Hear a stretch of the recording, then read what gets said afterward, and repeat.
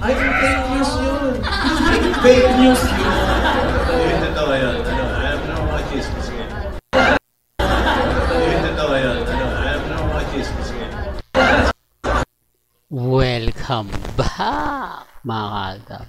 Ito na naman po ang inyong lingkod, si Mr. Destiny. Well, ginagamit ko lang po si Henyo Master Joey De Leon dahil trending naman po siya ngayon. Siya yung pinag-uusapan at siya po yung pinakabida ngayon. Sabi ko nga po sa inyo, may mga bagay-bagay nga po na masarap balik-balikan itong mga video na to. Siguro natatandaan nyo pa po ito. Siguro nakatatak pa rin po sa mga nanonood sa atin ngayon, especially ang Aldab Nation, na kumbaga kampante lang po kayo, di po ba? Kasi ngayong family weekend, ito po yung bonding moment ng pamilya, na kung saan walang ganap, walang update, although magpo-post si Alden ng nag-gym siya para lang masabi na kumbaga ang tipong yung bago magsimba, di po ba, bago pumunta at pagdasal, di po ba, yung mga blessing na dumarating nga po kina Richard Polkerson at Maine Polkerson. Kaya nga po sabi ko sa inyo, kampante lang po kayo. Kasi ang army naman po, wala naman po talaga silang pinangahawakan ng mga video, picture, ebidensya at resibo. Hindi po ba? Totoo naman po yung pinapaliwanag ko na hindi naman po sila binibigyan ng pagkakataon. Hindi nga po sila binibigyan ng magagandang update. Hindi po ba? Kasi kung titignan nyo tayo, buti nga tayo kahit papano. May mga posts at paramdam sila Mengay at si Alden. Samantalang ang army, hindi po ba? Wala. Tapos may lakas pa sila ng loob na sabihin na kumbaga updated daw sila, gustong-gusto daw sila ng mga nila Mengay at ni Congressman. Hindi nga po nag-post sa naganap na sa bakasyon nga po sa Japan.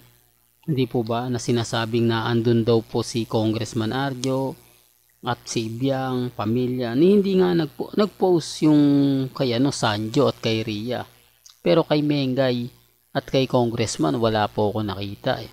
Well, correct me na lang if I'm wrong. Di po ba?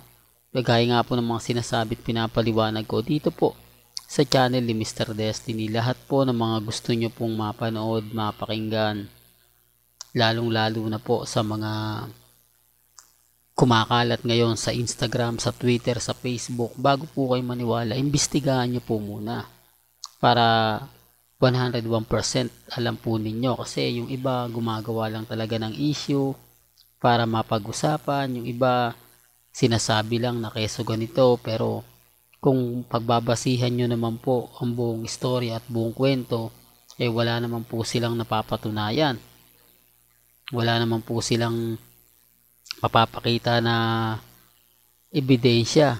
Kaya ang sabi ko sa inyo, ako kampante lang ako kasi alam ko naman po yung buong kwento alam naman po natin yung buong istorya. Bagamat marami pong nagre-react at nagko-komento, tanggap ko naman po yan.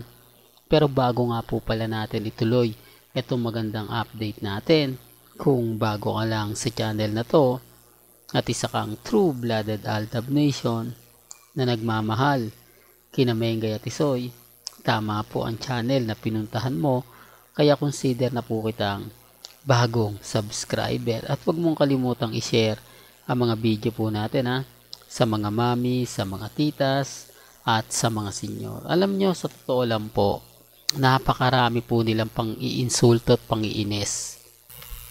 Inuulit ko lang po yun, mga kaaldab, o nire-remind ko lang po sa inyo na huwag po kayong magpapadala sa mga fake news na kumakalat ngayon. Po ba? Kaya nga sabi ko sa inyo, ako, hindi po tayo magsasawang ipaliwanag to sa mga mami, sa mga titas, at sa mga senyor. Sa mga nagsasabing wala na raw pong chemistry sila Mengay at si Alden, wag po kayong maniniwala doon.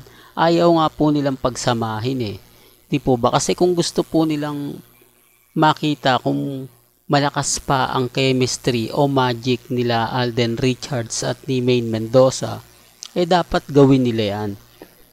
para magkaalaman. Gawin nila yan para malaman kung totoo nga po ba yung chemistry nila Mengay at Tisoy wala na. Doon lang po natin malalaman. Hindi po ba? Halimbawa, gumawa ng pelikula sina Alden at si Maine. Tapos hindi na nag-boom. Hindi na siya nag-click.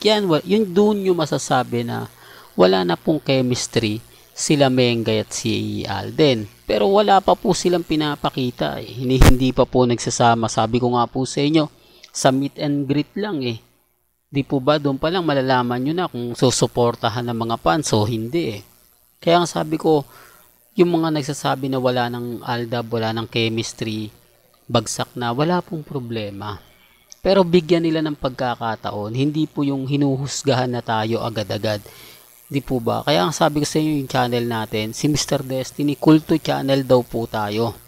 Paasa Channel, Throwback Channel. Hindi ko naman po sila pinupush na maniwala sa akin kasi kung 2023 2022 hanggang 2024 wala po akong makukuha bagong subscriber. Ang habol ko rito yung 2015 at 2019 kasi sila po yung kasama ko na nakikipagtulakan sa loob ng Broadway. Hindi po ba?